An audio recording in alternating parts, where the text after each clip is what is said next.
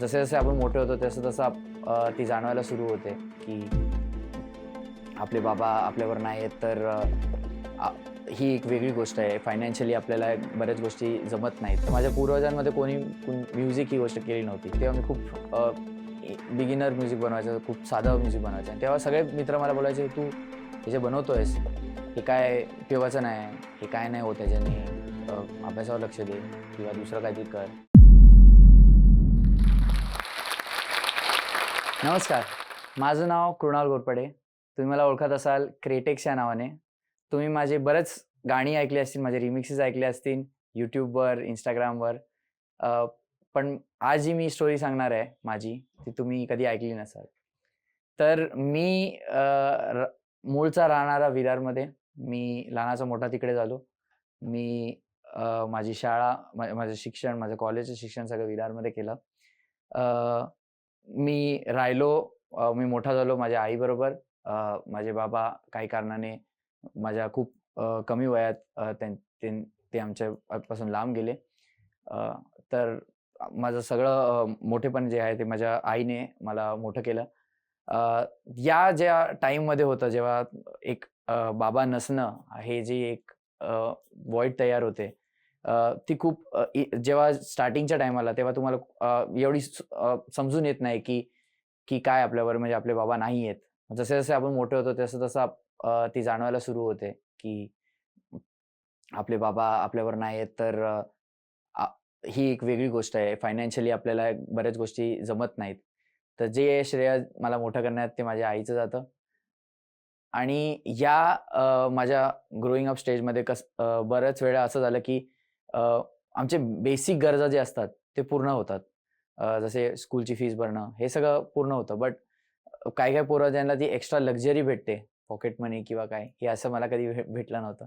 भेटायचं पण ते खूप कमी असायचं आणि मला ती लक्झरी कधी आली नाही लाईफमध्ये, की आज एक्स्ट्रा जाऊ शकतो, आज पार्टीला जाऊ शकतो किंवा असं जाऊ शकतो. तर त्या गोष्टी कॉम्प्रोमाईज कराव्या लागल्या. अ, पुढे-पुढे जसं जात गेलो, कॉलेजमध्ये जात गेलो, तसं माझा इंटरेस्ट म्युझिकमध्ये आधी कधीच नव्हता. तुम्हाला वाटत असेल, की लहानपणी माझी बॅकग्राऊंड किंवा माझे आधीचे पूर्वज किंवा कोण म्युझिकमध्ये असतील, तर माझ्या पूर्वजांमध्ये कोणी म्युझिक ही गोष्ट केली नव्हती. मला ही आवड आली माझ्या बाबांकडून. तर जेव्हा मी लहान होतो, तेव्हा माझे बाबा नेहमी कॅसेट्स त्यांच्याकडे असायचे. मराठी गाण्यांची, हिंदी गाण्यांची, गझलची. तर हे मी खूप ऐकायचो. इनफॅक्ट आमच्या घरी सगळ्यात मोठा पहिला म्युझिक सिस्टम आम्ही आम्ही लहानपणी चाळीत राहायचो, तर मग आमच्या घरात सगळ्यात मोठा म्युझिक सिस्टम आमच्याकडे होता. कारण बाबांना म्युझिकची आवड खूप होती, गाण्याची आवड ऐकायची खूप होती. तर त्याच्यामुळे मलाही ती आवड निर्माण झाली आणि त्याच्यानंतर मीही खूप गाणी ऐकत गेलो. टीव्हीवर गाणी ऐकायचो, पिक्चरची गाणी ऐकायचो. तर ऐकण्याची आवडने म्युझिक बनवण्याची आवड ही मला ग्रोइंग अप जसं मी मोठा होत होतो, तसं मला येत गेली. अ, माझं शिक्षण एका नॉर्मल स्कूलमध्ये झालं आणि मी एज्युकेशन माझं पुढे करण्यासाठी मी सायन्स ही डिग्री घेतली. तेही विरारमध्ये मी केली.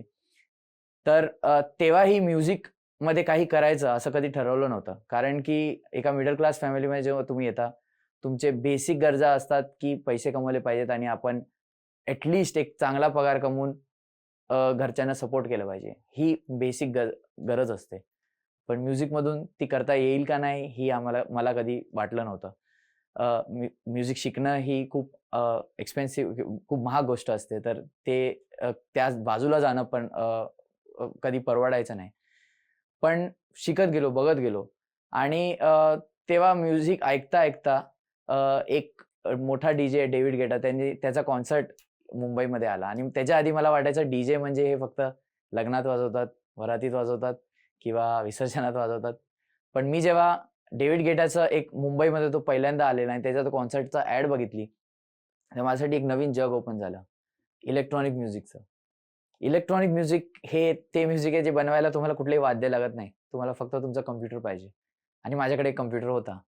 तर मला वाटलं, की जसं-जसं मी इंटरनेटवर बघत गेलो, मला असं वाटलं, की हे आपण पण करू शकतो. हे कसं करतात हे शिकण्याचं कॉन्स्टंटली मी YouTubeवर बघणं, इंटरनेटवर बघणं, की कसं हे म्युझिक बनवतात. हे मी सर्च करत गेलो. पण तरीही काही क्लिअर नव्हतं. असं वाटायचं ठीक आहे, हे म्युझिक आहे, चांगलं आहे, पण आपण हे नाही शिकू शकत. तर असे मी आधी बरेच कोर्सेसमध्ये जायचो. त्याची फीस बघून तर मला कधी वाटायचं नाही की हे मी कधी करू शकणार. कारण की ही खूप कठीण गोष्ट आहे किंवा हे खूप कॉम्प्लिकेटेड आहे. याला तुम्हाला शिकावंच लागेल.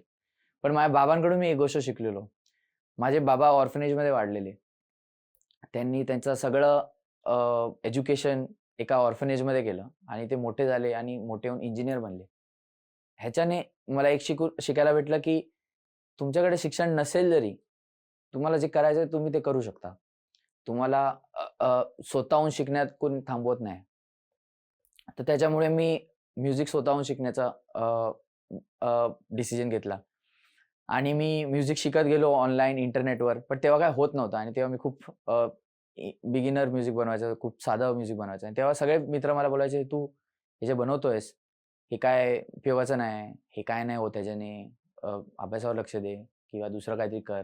हे ह्याच्यात काही फ्युचर नाही. हे दुसरे लोकं करतात. ह्याला खूप पैसे लागतात शिकायला." ते तेव्हा सगळ्यांना मी नाकारलं.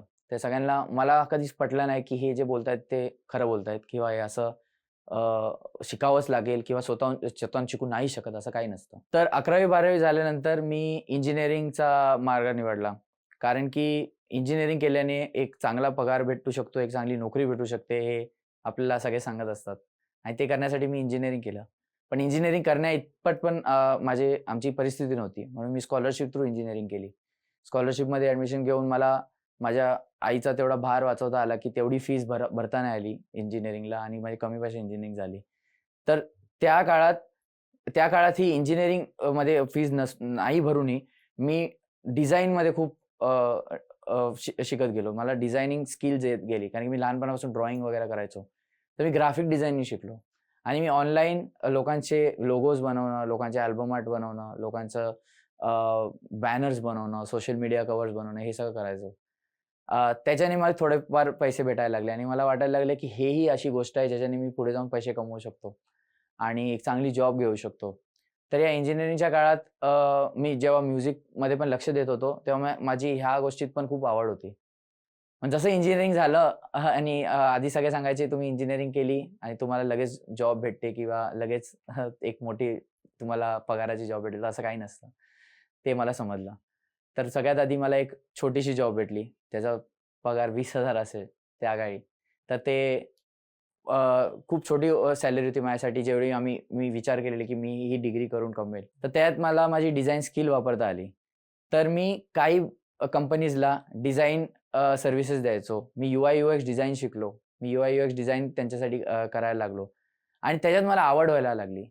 आणि असं म्हणतात, की ज्या गोष्टीत तुम्हाला आवड येते ते काम काम नाही वाटत. तर ते मी डिझाइन करता जेव्हा म्युझिक करायचो मला कधी स्ट्रेस नाही आला, की मी काय करतोय आणि म्युझिक काय करतोय. तर त्याच्यामुळे मी माझ्या आवडता छंदला माझा जॉब बनवला आणि मी त्याच्यात पुढे गेलो. पण या काळात मी म्युझिकही करायचो. मला म्युझिकमध्ये आवड होती आणि त्या काळात मी थोडं शिकायचो.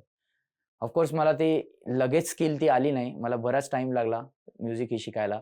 बट मी जॉब करायचो त्याच्यामुळे मला एक चांगली सॅलरी वाढत गेली आणि चांगले पैसे येत गेले. म्हणून माझं माइंड फ्री होत गेलं, की आता चला मी म्युझिक पण करू शकतो आणि माझं माइंड म्युझिकमध्ये पण फ्री होत गेलं.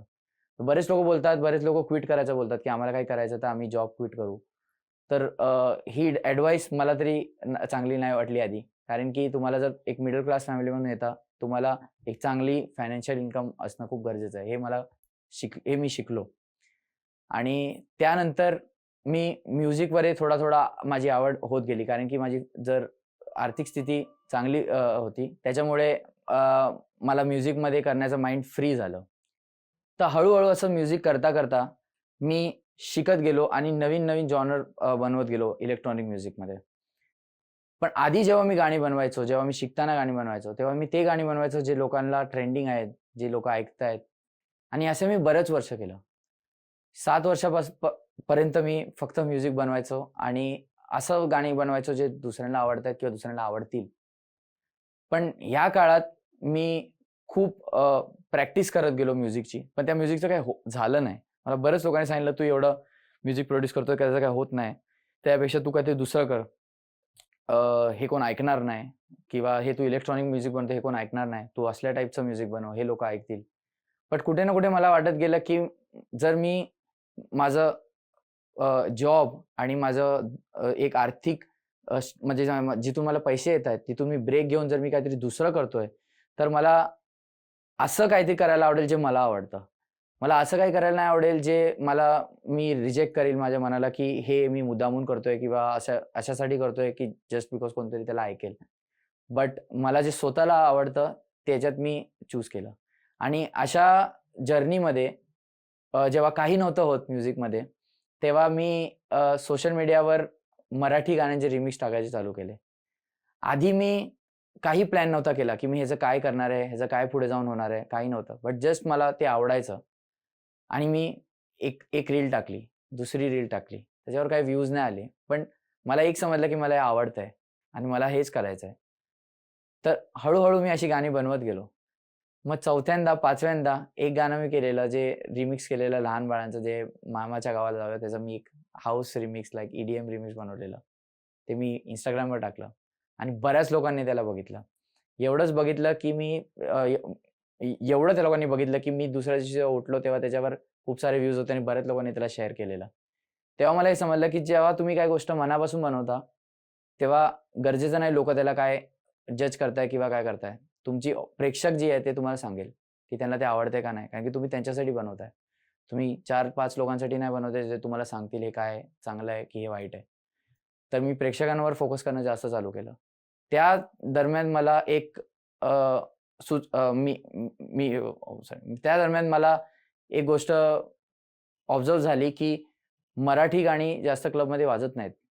आणि मला मला बरेच डी-जेज लोकांनी मेसेज केला, की "दादा हे तू बनवतोयस पण आम्ही मराठी गाणी क्लबमध्ये वाजवू नाही शकत." त्या गोष्टीवर मला असं वाटलं, की असं का? असं का नाही होत आहे? आपण महाराष्ट्रात राहतो, तर आपण मराठी गाणी का नाही वाजवू शकत? तर त्याच्यासाठी पण मला आधी वाटलं, की ही चुकी मे बी त्या लोकांची जे लोकं नाही वाजवत. तर असं नाहीये. आज जे मी मराठी गाणी बनवतो, मराठी गाणी सगळ्यांकडे आधीपासून होती. EDM म्युझिक सगळ्यांकडे आधीपासून होतं. कुणी कुणाला थांबवलं नव्हतं ते बघायला किंवा ते बनवायला. पण एक सिच्युएशन आहे, ती तुम्हाला चेंज करायची आहे. जे तुम्हाला असं वाटतं, "अरे, मराठी गाणी का नाही वाजत?" तर त्याच्याबद्दल बोलण्याच्या ऐवजी जर तुम्ही त्याच्यावर ॲक्शन घेतलं आणि ते करून दाखवलं, तुमचा 1% ने पण काहीतरी चेंज होऊ शकतो. आज बरेच लोकं मला आधी बोलायचे, "मराठी गाणी क्लबमध्ये वाजवत नाही, तर तू हे बनवतोस, हे कधी क्लबमध्ये वाजणार नाही." आणि आज आम्ही शोज करतोय, ते सोल्ड आउट होतायत. फक्त मराठी म्युझिकवर. तर तुमचा प्रेक्षक तुमचा खरा जज आहे. तुम्ही 4-5 लोकांना जर विचारताय, की "अरे हे काय? हे बरोबर आहे का? हे बरोबर आहे का?" तर त्याच्याने काही नाही होणार. तुम्हाला तुमच्या प्रेक्षकांपर्यंत पोहोचायचं आहे, प्रेक्षकांचं ऐकायचं आहे आणि मेन म्हणजे तुमचं स्वतःचं ऐकायचं आहे. आणि जेच मी केलं. मला मी आता जे बनवतोय प्लस जे पुढे पण बनवीन, ते तेव्हाच बनवीन जर ते मला स्वतःला आवडेल. जर ते मला स्वतःला नाही आवडणार, तर मी ते करायला बघणार सुद्धा नाही. जेव्हा मी म्युझिक हा मार्ग निवडायचा ठरवला, तेव्हा बरेच लोकं बोलले, की "ह्याच्यातून कसले पैसे भेटणार आहेत? हा काही खरा जॉब नाहीये. काहीतरी जॉब कर, काहीतरी पगाराची जॉब कर." तर मला आता तर त्यांना प्रूव्ह करायची गरज नाही. कारण की जर तुम्हाला त्यांना एक्सप्लेन करायचं आहे, तर तुम्ही तुमच्या बोलण्याने एक्सप्लेन करण्यापेक्षा तुमच्या कामाने एक्सप्लेन केलेलं बरं. आज मला त्या लोकांना एक्सप्लेन करायची गरज नाही. त्यांनी मला सांगितलेलं, की ह्याच्यातून काय पैसे भेटणार आहेत, ह्याच्यातून काय करियर नाही. तर ते एक करण्यासाठी जी मी मेहनत घेतली आहे, ती मला माहिती आहे. बरेच लोकं बोलतील, की नाही हे हा जे करतोय ते लक असेल किंवा काय असेल. लक असतं, बट लकमध्ये तुम्ही प्रिपेअर राहायला लागता. लक सगळे लकी असतात. पण तुम्ही जर त्या लकला प्रिपेअर्ड नाही आहात, तर लक तुम्हाला साथ देणार नाही. जसे मी सांगितलं मी लहान असतानाच ऑफ झाले. तर तेव्हा माझी एक आयडेंटिटी असते. जेव्हा आपले बाबा जातात, तेव्हा माझी आयडेंटिटी एक थोडी लॉस्ट झाल्यासारखी वाटली, की सगळे बोलायला लागले, "अरे, ह्याचं काय होणार? हा काय शिक्षण घेणार? तुमचं बाबा कसं होईल?" असं सगळे बोलतात. तर आधी असं वाटायला लागतं, की आपलं खरंच काय नाही होणार. पण तेवढी जर आपण मेहनत घेतली आणि तेवढं ह्या लोकांचं नाही ऐकलं आणि आपण पुढे गेलो आणि आपण आपण प्रूव्ह करून दाखवलं, की नाही माझी ही आयडेंटिटी आहे.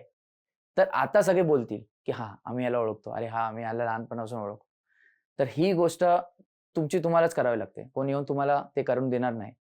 तुम्हाला तुम्हाला काही बनायचंय किंवा काय तुम्हाला तुमच्या लाईफमध्ये प्रॉब्लेम येतायत, ते सगळं तुमच्यामुळे होतंय. तर तुम्ही स्वतःच त्याचं सोल्युशन आणू शकता आणि तुम्ही स्वतःच त्या गोलपर्यंत पोहोचू शकता.